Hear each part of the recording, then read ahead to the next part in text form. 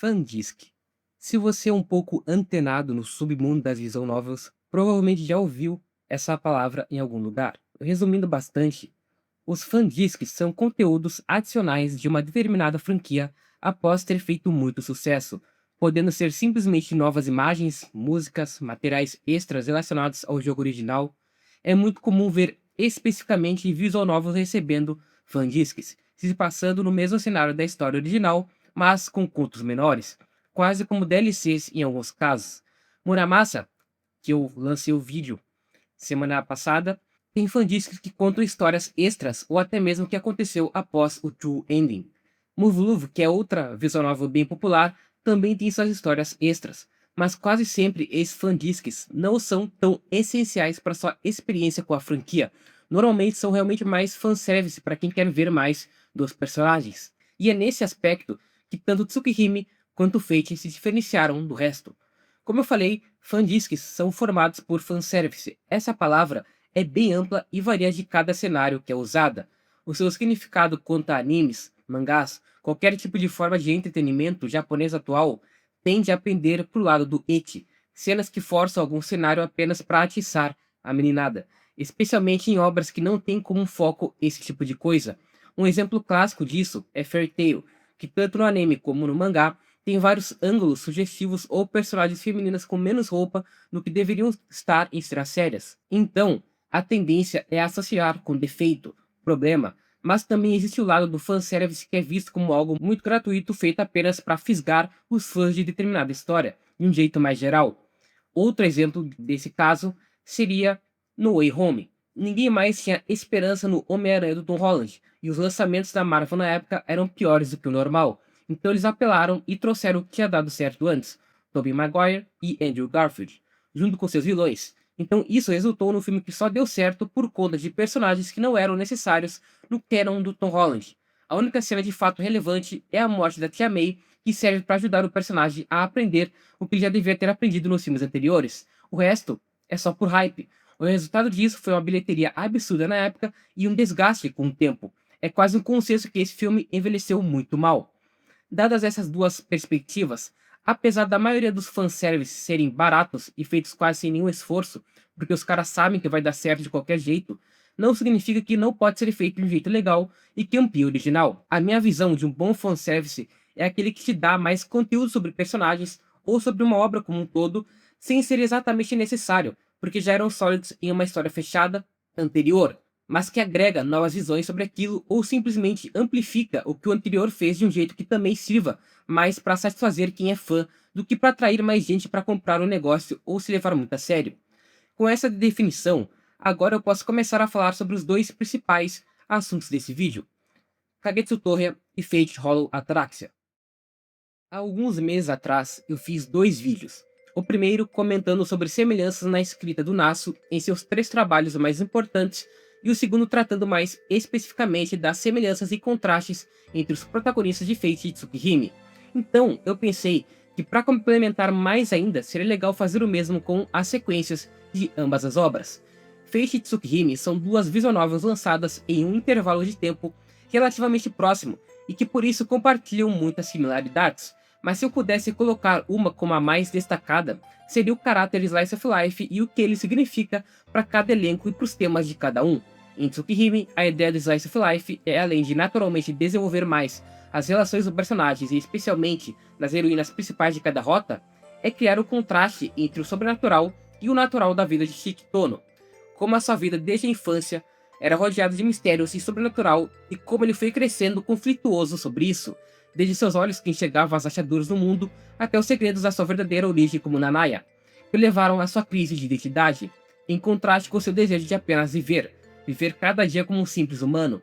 Ele agradecia apenas por estar vivo depois do acidente, e com boa parte de cada rota, a gente viu um personagem principal que mais queria se livrar do problema e ir embora do que curioso para entender mais sobre tudo, e esse contraste também se reflete nos seus relacionamentos com cada personagem feminina. Em Fate, o contraste é mais forte ainda, porque tá tendo uma literal guerra entre servos que refletem figuras de lendas do passado com poderes absurdos no meio de uma cidade pacata e comum, chegando repentinamente na vida de um Shirou que até tinha contato com magia, mas era ruim demais para poder pensar em se envolver nisso tudo no início. é um contraste além do sobrenatural e comum. É um contraste entre passado, presente e futuro, como figuras tão distantes em existência uma da outra podem se refletir como Shirou e Saber. Como um sonho desviado para o caminho errado pode resultar no futuro distante do Shirou como Archer. E acima desses contrastes que eu falei de cada um, ambas as visual novels possuem como principal mensagem a valorização da vida, do seu cotidiano. Mesmo que existam lutas incríveis em Fate Tsukihime, o que eu mais gostava de ver eram as interações dos personagens, do elenco que em sua maioria fazia parte de um cenário muito maior, mas também possuía seus lados mais mundanos. Essa particularidade que fez cada uma delas se tornar tão popular e moldar muito do que viria a seguir na mídia. E isso seguiu sendo carregado em Kagetsu Torya e Hollow Ataraxia, mas especialmente no segundo, eu acho que o Nasu e outros membros da equipe que participaram do Fandisc conseguiram masterizar mais ainda essa mensagem. Antes de falar sobre os dois, eu preciso destacar que Tsukihime possui outro Fandisc lançado alguns meses antes de Kagetsu Torya, o Tsukihime Plus Disc.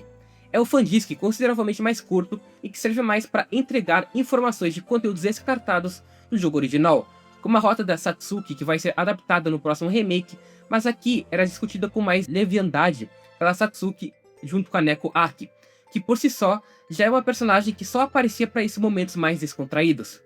Também tem uma conversa entre as heroínas principais discutindo sobre o Shiki e sobre o que aconteceu com cada uma, mas eu quis comentar sobre o Plus Disc especificamente pelo seu conteúdo mais sério. Na mini lore desse Fandisc a gente é introduzido a Akira Seo, estudante mais jovem da mesma escola que a Akira estudava antes de se transferir para a mesma escola do Shiki, que começa a se encontrar e forma uma amizade com alguém que parece ser o protagonista, mas na verdade é um assassino disfarçado que é rapidamente descoberto pela Ciel e pelo verdadeiro. A questão é que além dessa personagem voltar a aparecer em Kagetsu Torya, o plot de um outro Shiki também se repete.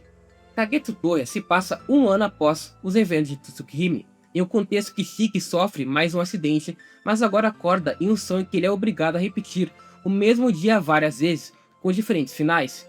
Então, o objetivo do Shiki é encontrar o responsável pelo sonho, mas além desse plot principal, em alguns dias também existe mais um plot de um assassino, que aparece na cidade e age à noite, e por algum motivo, o Shiki mais uma vez sonha com esses assassinatos, levando a crer que podia ser uma situação parecida com o Roa antes. Além disso, a grande novidade dessa sequência é no sistema de escolhas. Ao invés delas serem simplesmente usadas para decidir rotas e finais, aqui elas são usadas para decidir qual dia você vai viver, numa quantidade muito maior de escolhas que com simples mudanças mudam completamente o seu caminho.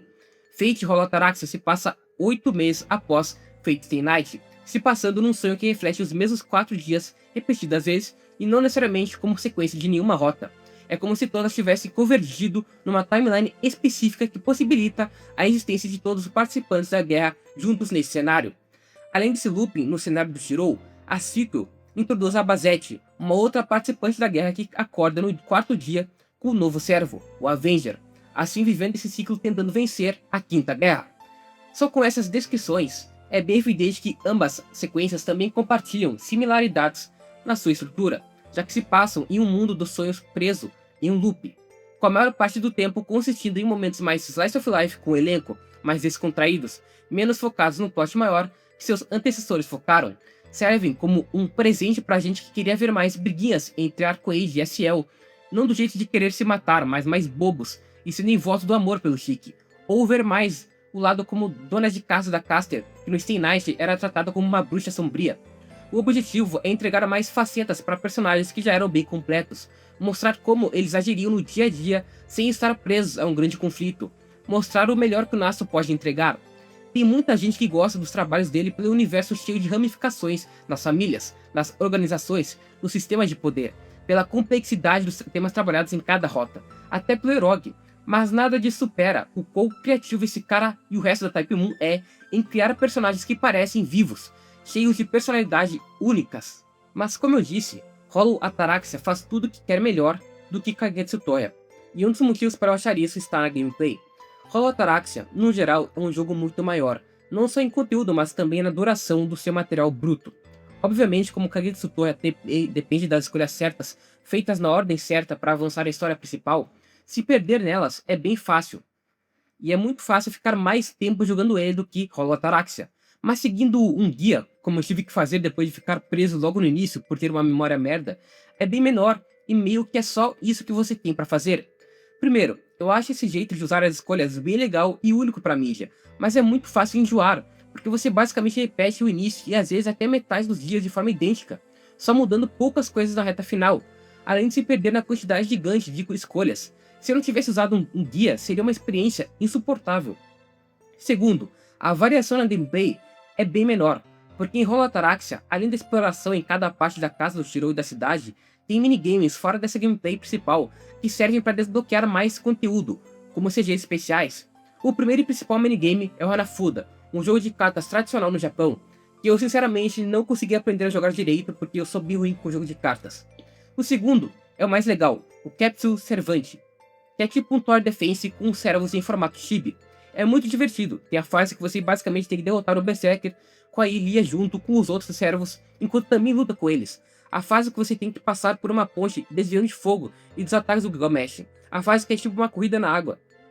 São minigames muito completos e que expandem o conteúdo além da história principal. Hollow Ataraxia cumpriu tudo o que se espera de um fã disco completo. No que Kagetsu Torre não possui nada além da história principal no Senhor. Existem histórias extras escritas por Nasu e outros membros da Type Moon. Algumas são bem divertidas, como o Pega-Pega com todos os personagens do elenco de Tsukihime na mansão. A paródia de jogo de terror, que seria uma continuação para a história da garota que foi devorada pelo Nero Caos. Mas tudo isso é basicamente só leitura isolada, não tem maior variedade na gameplay. Outra semelhança e ao mesmo tempo vantagem de Hollow Ataraxia em relação a Kagetsu Torre são nos quizzes. Hollow Ataraxia tem uma sessão de perguntas e respostas feita pela Taiga, com diferentes dificuldades, enquanto Kagetsu Torre tem isso só que com a Kohaku disfarçada de bruxa. Porém, Hollow Ataraxia executa isso muito melhor, porque o conteúdo das perguntas é focado em Fate Stay Night. São uns negócios muito específicos, tipo quanto custa o equipamento de pesca do Arker, ou o nome do rio que divide Fuyuki. Mas pelo menos está dentro das nerdices esperadas em um quiz sobre o jogo. Enquanto Kagetsu Torre tem algumas perguntas do contexto de Tsukihime, mas muitas que são só maluquice, perguntando tipo o zero absoluto, horóscopo chinês, a ave nacional do Japão. Até são perguntas engraçadas, mas é foda quando para passar de um dos dias é preciso acertar todas. Imagina jogar isso numa época que a internet era mais escassa. Você erraria uma pergunta e teria que fazer tudo de novo, até achar a resposta para ela. Por conta disso, Fate Hollow Ataraxia acaba sendo na gameplay bem mais divertido do que a Kagetsu Torre, mas isso não significa que seja ruim na história e nas interações dos personagens. Como eu citei antes, Kagetsu Torre tem um subplot bem interessante e semelhante aos anteriores, com um assassino na cidade que atormenta o Shiki, mas dessa vez não é Roa, nem alguém disfarçado, é Shiki Nanaya, uma extensão de Shiki Tono, quase como se fosse a base do seu ser. As aparições dele são bem interessantes porque servem como uma extensão do que é trabalhado em Tsukihime, até mais um remake do que no original, sobre como Shiki aprendeu a aceitar o seu ser como Shiki Tono, sem necessariamente abandonar seu passado como Nanaya, apenas o absorvendo. Por isso, o Shiki Nanaya aparece como a figura de um assassino, mas é abraçada pelo personagem principal. Ele é Shiki Tono e Shiki Nanaya. Um pouco próximo disso, no Seizo Shiki também aparece a figura do Koma Kishima, que é quem o personagem principal imaginava como seu fim do mundo, morrendo para ele, algo que faz bastante sentido por esse homem ter sido o responsável por matar o seu pai antes. Shiki Nanaya era uma luta contra si mesmo para se aceitar completamente, enquanto a luta com Koma Kishima era o confronto com a sua morte, acabando com o seu temor por ela. Além desses subplots, o plot principal com a Len é relativamente legal, menos interessante, mas pelo menos tem cenas fofas entre os dois. A Len é responsável por ter colocado Shiki nesse mundo dos sonhos, para salvar o próprio do coma gerado pelo acidente que sofreu, e também foi a responsável por em Tsukihime original ter feito Shiki ter os sonhos em que fudia qualquer uma das heroínas, era a Sucubus. Meu único problema com a personagem em Kagetsu Torre são as cenas de sexo. É bem desconfortável elas existirem, considerando que ela é retratada com um tom mais infantil e fofo. A relação com Shiki parecia até mais paternal do que nesse sentido, já que ela acaba formando um contrato com o personagem principal depois de ter ficado um tempão sem ninguém além da Arcoade para cuidar dela. Sendo que a Arcoade só acordava de tempos em tempos, então a vida com Shiki era uma oportunidade para o personagem viver o cotidiano, o dia a dia de forma verdadeira, uma conclusão legal que não precisava desses negócios. O plot como um todo de Kagetsu Torre não é brilhante e é inclusive inferior ao de Hollow Ataraxia, mas pelo menos funciona e tem ideias bem legais para os personagens. Já Hollow Ataraxia vai muito além, especialmente na perspectiva da Basette e do Avenger. A Basette era a mestra original do Lancia, que o Kirei matou nos eventos de Stay Night, mas foi salva pelo Avenger que, sendo o Graal, e não tendo nenhum desejo para conceder após ser destruído por Shirou e Saber, acabou concedendo o desejo de continuar vivo por Basette. Então ele continuou existindo para garantir que ela ficasse viva, mesmo que vegetando. Meses depois, Karen, outra personagem nova, chegou na cidade e acabou salvando o restante do corpo da Basette, fazendo com que agora a Avenger mantivesse ela viva tanto mentalmente quanto fisicamente, resultando no loop de 4 dias na guerra. É um negócio bem complicado, mas eu acho interessante, porque o Avenger Stay Night era apenas retratado como puro mal, um mal absoluto, sem mais nem menos, porque ele de fato era. Avenger era resultado do ódio de uma vida inteira. Ele foi aleatoriamente escolhido para se tornar a fonte de todo o mal do mundo, sendo sacrificado em rituais por uma crença de que a partir do nascimento dos humanos existia um mal neles, e para se livrar desse mal, ao invés de apenas serem limpos e corretos, deveriam colocá-lo inteiramente em uma pessoa. Se todo mal estivesse nela, ninguém mais poderia ser mal. Avenger foi tão torturado que um ódio pela humanidade realmente nasceu. Ódio por todas essas pessoas que torturaram ele por anos. Mas esse ódio começou a deixar de ser uma emoção e se tornou o seu motor. Ele existia para odiar a humanidade e todo o resto do mundo. Passado muito tempo, ele até começou a odiar e amar o mundo simultaneamente, mas o ódio dessas pessoas foi tão permanente na sua existência que a única maneira pela qual ele conseguia se comunicar era o ódio. Era formado por ele. Era nada além dele. Por isso, ao garantir o desejo de Basette, Avenger acabou tendo como oportunidade de viver pela primeira vez como alguém normal, que não era zero, era Shirou. Durante o dia, ele vivia e agia como Shirou, vendo a perspectiva humana do cotidiano. Durante a noite, agia como servo de Basette, para também garantir que ela pudesse viver. Avenger representava os dois lados de Fate, ao mesmo tempo que refletia a própria Basette. Ambos os personagens apenas queriam ter a oportunidade de viver. Avenger queria desfrutar de experiências mundanas da vida das quais foi privado desde sempre. Basette queria desfrutar da guerra pela qual tinha se preparado e havia sido privada por uma traição de quem confiava. A função de Holotaraxia, tal qual Stay Night, é valorizar a vida, mas isso também acabou criando um problema para ambos. Avenger, por ser nada, acabou sendo consumido pela existência do Shirou. Então existia como Avenger, mas também agia como Shirou. Então quando Shirou percebeu o loop e começou a tentar resolver ele, isso criou um ciclo de Avenger, gerando mais eventos para viver e Shirou tentando impedir, levando inclusive a uma cena bem legal e estranha de Shirou e Saber lutando contra Basette e Avenger durante a noite que Avenger não era Shirou. Avenger não queria acabar com o loop porque estava feliz vivendo como uma pessoa comum, mas como Shirou, ele precisava acabar com o loop. Do mesmo jeito, Basette não queria finalizar o loop porque achava que iria morrer, mas acima disso, não queria que Avenger voltasse a ser nada. Os dois personagens possuíam motivações semelhantes, por contextos diferentes, levando ao conflito do final. Tematicamente, é perfeito com tudo que Fate já havia trabalhado em Stay Night e mais ainda, porque agora estávamos vendo um novo personagem. Avenger deixou de ser o vilão unidimensional que aparecia nos finais de cada rota, se tornou algo de fato, algo além de nada. E é muito bonito como Nasa demonstra a felicidade genuína de alguém que existia apenas para odiar através de experiências cotidianas. A Avenger ficou feliz vendo a Saber jogar futebol, Lancer pescar, Caster sair com as amigas e amar seu marido como uma mulher normal. Além da visual novel dar novas facetas para esses personagens, essas novas facetas também se ligavam com a nova faceta que o próprio Avenger estava recebendo. Porém, Avenger mais do que todos entendeu que mesmo amando aquele cotidiano, ele era falso. Graças ao seu tempo como Shirou, entendeu que a vida precisava continuar. As pessoas não podiam ficar presas nesses 4 dias apenas por interesses próprios dele e de Basette. É bem legal como indiretamente Shirou conseguiu salvar mais alguém. Shirou simplesmente por ser quem ele é e pelas pessoas que conheceu, convenceu o ódio com amor. O final de Holotaraxia é o melhor das visual novels de Fate. Avenger finalmente conseguiu aceitar a si mesmo, semelhante a como Basette também começou a aceitar sua existência. Outra semelhança entre os dois, válida de mencionar, é que a Basette, mesmo sendo muito forte para uma mestra, não sentia tanto valor na sua vida. Avenger mostrou isso para si mesmo e para ela. Dito isso, ainda que o plot principal de Holotaraxia seja incrível, o que torna a experiência marcante são os momentos Slice of Life.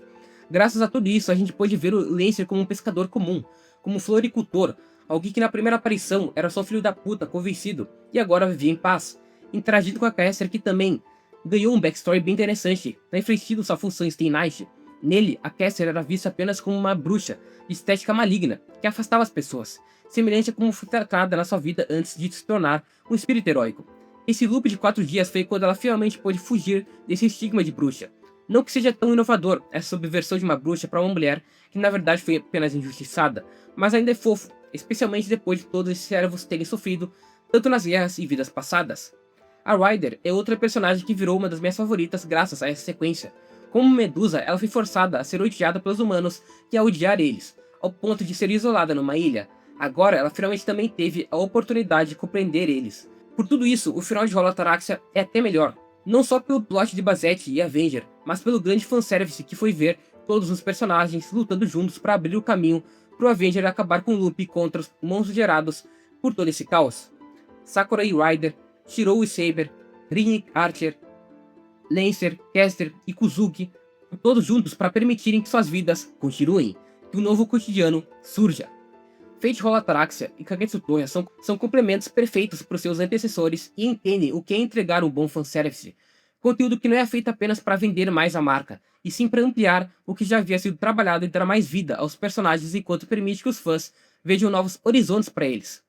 Além desses dois, tem outra obra que eu acho válida pelo menos citar rapidamente, Carnival Phantasm, o que talvez tenha sido o auge do fanservice por ter sido um anime crossover de Fate Tsukihime com episódios curtos.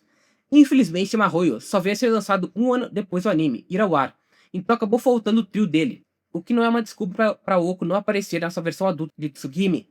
O mundo precisa de mais conteúdo da melhor personagem feminina que o Nasa já fez, e que foi completamente ignorada nesse anime. É o único defeito dele. Mas é de uma experiência muito legal, porque vai além dos momentos Slice of Life. É um anime totalmente focado na comédia.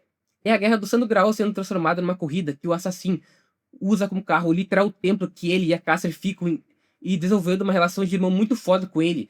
E ainda por cima tem o Shirou e a Saber correndo com um leão, ao invés de um carro, e esse leão só funcionando com moedas.